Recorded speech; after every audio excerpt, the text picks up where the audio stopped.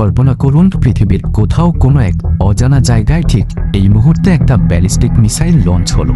ঠিক সেই মুহূর্তে পৃথিবীর অনেক উপরে প্রায় 22,000 মিটার উচ্চতায় ঘুরতে থাকা কিছু স্যাটেলাইট হঠাৎ করে কিছু অস্বাভাবিক সিগন্যাল ধরে ফেলে। এই স্যাটেলাইটগুলো সবসময় পৃথিবীর দিকেই তাকিয়ে থাকে। এদের কাজ একটাই, যেখানেই কোনো মিসাইল লঞ্চ হবে তাদের গরম ধোঁয়ার সিগন্যাল ধরতে হবে, আর মিসাইলটা আকাশে ওঠার আগেই সেই সিগন্যাল আলোর গতিতে পাঠিয়ে দেওয়া হবে পৃথিবীতে। কয়েক সেকেন্ডের মধ্যেই সেই তথ্য পৌঁছে যাবে আমেরিকার সবথেকে গোপন আর সুরক্ষিত জায়গাগুলোর একটা পাহাড়ের ভেতরে লুকানো কমান্ড সেন্টারে, যেখানে কয়েক হাজার ফুট পুরু পাথরের নিচে বসে কিছু মানুষ সারাক্ষণ মনিটর করতে থাকে কোথাও কোনো আক্রমণ হচ্ছে কিনা। তাদের সামনে থাকা স্ক্রিনগুলোতে হঠাৎ করে একের পর এক সিগন্যাল দেখাতে শুরু করে। তারা বুঝতে পারে কিছু একটা ভুল হচ্ছে, খুব বড় কিছু। তারা দ্রুত হিসাব করতে শুরু করে, কতগুলো মিসাইল, কোন দিক থেকে আসছে, কোথায় আঘাত করবে, আর সবচেয়ে গুরুত্বপূর্ণ সময় হলো হাতে কত সময় বাকি, কারণ এই কয়েক মিনিটই ঠিক করে দিবে এই পৃথিবীর ভবিষ্যৎ। কিন্তু সমস্যা হলো প্রেসিডেন্ট এখনো কিছুই জানেন না। এই বিশাল একটা ঘটনার খবর তার কাছে এখনো পৌঁছায়নি, আর সময় কিন্তু থেমে নেই। প্রতি সেকেন্ডে মিসাইলগুলো এগিয়ে আসছে। এদিকে হোয়াইট হাউসে একজন সামরিক কর্মকর্তা দৌড়ে যাচ্ছেন প্রেসিডেন্টের রুমের দিকে। তার হাতে একটা কালো ব্রিফকেস, যেটাকে বলা হয় নিউক্লিয়ার ফুটবল। বাইরে থেকে এটাকে একটা সাধারণ ব্যাগ মনে হলেও এর ভেতরে আছে এমন কিছু জিনিস যা পৃথিবীর ভবিষ্যৎ নির্ধারণ করতে পারে। ভেতরে আছে একটা বই যেখানে লেখা আছে বিভিন্ন ধরনের নিউক্লিয়ার আক্রমণের অপশন। কোনোটা মানে ছোট আঘাত, আবার কোনোটা মানে শত শত মিসাইল একসাথে ছোড়া। প্রেসিডেন্টকে ঘুম থেকে তোলা হয়, তাকে দ্রুত একটা সিকিউর কলে যুক্ত করা হয়, যেখানে সামরিক বাহিনীর সবথেকে গুরুত্বপূর্ণ কর্মকর্তারা অপেক্ষা করছেন। তারা প্রেসিডেন্টকে জানায় কতগুলো মিসাইল আছে, কোথায় আঘাত করবে, আর তার হাতে কত সময় আছে। আর এখানেই শুরু হয় সবথেকে ভয়ঙ্কর অংশটা। প্রেসিডেন্টের হাতে থাকে মাত্র 6 মিনিট, আর এই 6 মিনিটের মধ্যেই তাকে সিদ্ধান্ত নিতে হবে তিনি কি পাল্টা আক্রমণ করবেন নাকি অপেক্ষা করবেন। এই 6 মিনিটের প্রতিটা সেকেন্ডের দাম হাজার হাজার জীবনের সমান। একটা ভুল সিদ্ধান্ত মানেই হতে পারে গোটা মানব সভ্যতার শেষ অধ্যায়। আর আরো ভয়ঙ্কর ব্যাপার হলো এই সিদ্ধান্তটা নেয়ার সময় প্রেসিডেন্টের কাছে সব তথ্য পুরোপুরি নিশ্চিত নাও থাকতে পারে, কারণ ইতিহাসে এমন ঘটনাও ঘটেছে যেখানে ভুল অ্যালার্মের কারণে গোটা নিউক্লিয়ার সিস্টেম একবার প্রস্তুত হয়ে গিয়েছিল, কিন্তু শেষ মুহূর্তে বোঝা যায় যে সেটা ছিল একটা ভুল সিগন্যাল। আর সেই ভুল যদি ধরা না পড়তো তাহলে হয়তো আজকে পৃথিবীটাই অন্যরকম হতো। যে কারণেই প্রতিটা সেকেন্ডে নিশ্চিত হতে হয় যে আক্রমণ কি আসলেই হয়েছে নাকি এটা শুধু একটা ভুল সংকেত। কিন্তু সেই নিশ্চিত হওয়ার সময়টুকুই আবার সবচাইতে মূল্যবান সময়। এই সময়ের মধ্যে প্রেসিডেন্ট একটা অপশন বেছে নেন, তারপর নিজের পরিচয় নিশ্চিত করতে একটা গোপন কোড ব্যবহার করেন। সবকিছু ঠিক থাকলে সেই আদেশটা মুহূর্তেই পৌঁছে যাবে আমেরিকার প্রতিটা নিউক্লিয়ার ইউনিটে।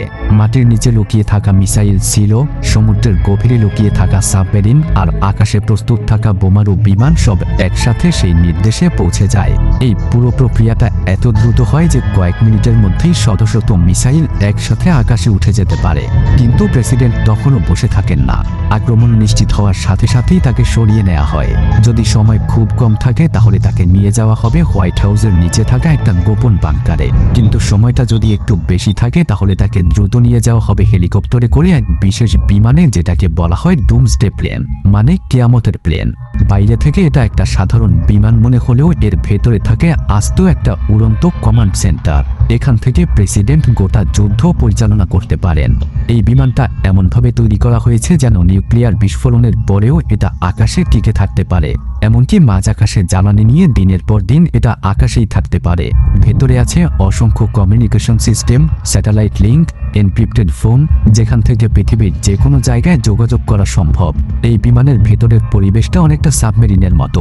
বাইরের পৃথিবী ধ্বংস হয়ে গেলেও ভেতরে বসেই সবকিছু নিয়ন্ত্রণ করা যাবে। কিন্তু এখানেই শেষ না, কারণ যদি প্রেসিডেন্ট বেঁচে না থাকেন তাহলে কি হবে? এই প্রশ্নের উত্তর খুঁজে বের করার জন্য আমেরিকা তৈরি করেছে বিশাল বিশাল আন্ডারগ্রাউন্ড বাংকার, পাহাড়ের নিচে, মাটির গভীরে, এমন সব জায়গায় যেখানে হাজার হাজার মানুষ মাসের পর মাস থাকতে পারে। সেখানে বিদ্যুৎ আছে, পানি আছে, খাবার আছে, হাসপাতাল আছে, এমনকি পুরো সরকার চালানোর মতো ব্যবস্থাও আছে। আর এই বাংকারগুলো তৈরি করা হয়েছে একটাই উদ্দেশ্যে, যে কোনো পরিস্থিতিতে যেন সরকার টিকে থাকে। আর এই পরিকল্পনাকে বলা হয় কন্টিনিউটি অফ গভর্নমেন্ট। এদিকে মাটির নিচে থাকা মিসাইলগুলো প্রস্তুত হয়ে যাচ্ছে। দুইজন অফিসার একসাথে চাবি ঘুরিয়ে মিসাইল লঞ্চ করার জন্য প্রস্তুত। কয়েক মিনিটের মধ্যেই সেই মিসাইলগুলো মহাকাশ পাড়ি দিয়ে লক্ষ্যের দিকে ছুটে যাবে। এই মিসাইলগুলো এত দ্রুত চলে যে কয়েক মিনিটের মধ্যেই হাজার হাজার কিলোমিটার দূরের লক্ষ্যবস্তুতে পৌঁছে যেতে পারে। সমুদ্রের নিচে লুকিয়ে থাকা সাবমেরিনগুলো একইভাবে প্রস্তুত। এই সাবমেরিনগুলো এতটাই গোপনে চলে যে সেগুলোকে খুঁজে বের করা প্রায় অসম্ভব। আর এগুলোর একটাই একটা পুরো দেশকে ধ্বংস করার ক্ষমতা রাখে। আকাশে বোমারু বিমানগুলো উড়তে শুরু করেছে। পার্থক্য শুধু একটাই, এই বিমানগুলোকে শেষ মুহূর্তে ফিরিয়ে আনা যায়। মানে শেষ মুহূর্তে যদি সিদ্ধান্ত বদলানো হয় তাহলে হয়তো পৃথিবীকে বাঁচানো সম্ভব হবে। আর এই পুরো নিউক্লিয়ার সিস্টেমটার উদ্দেশ্য একটাই, যে কেউ যদি প্রথমে আঘাত করে তাহলে সে নিজেই ধ্বংস হয়ে যাবে। এটাই নিউক্লিয়ার ডিটারেন্স, এক ধরনের ভারসাম্য, ভয় আর প্রতিশোধের সমীকরণ, যা এতদিন যুদ্ধকে থামিয়ে রেখেছে। কিন্তু একই সাথে এই সিস্টেমটাই পৃথিবীর জন্য সবচাইতে বড় ঝুঁকি। কারণ যদি কোনো দিন এটা সত্যি হয়ে যায় তাহলে আর কোনো কিছুই থামানো যাবে না। শেষ পর্যন্ত প্রেসিডেন্ট আকাশে, মিসাইলগুলো পথে, সাবমেরিনগুলো প্রস্তুত, বাংকারগুলো প্রস্তুত, আর পুরো পৃথিবী অপেক্ষা করছে পরবর্তী কয়েক মিনিটে কি হতে যাচ্ছে। সৌভাগ্যবশত এই পুরো ঘটনাটা এখনো বাস্তবে ঘটেনি, কিন্তু ভয়ঙ্কর সত্যটা হলো এই সিস্টেমটা প্রতিদিন প্রস্তুত থাকে। প্রতিদিন 24 ঘন্টা কেউ না কেউ বসে আছে সেই স্ক্রিনের সামনে, অপেক্ষা করছে কোনো অস্বাভাবিক সিগন্যাল আসে কিনা। আর যদি কোনোদিন সত্যি সেই সিগন্যাল আসে, আর যদি সেই ভয়ঙ্কর বার্তাটা সত্যি হয়ে যায়, অর্ডার কনফার্মড, তাহলে হয়তো সেই দিনটাই পৃথিবীর ইতিহাসের সবচাইতে অন্ধকার দিন হবে।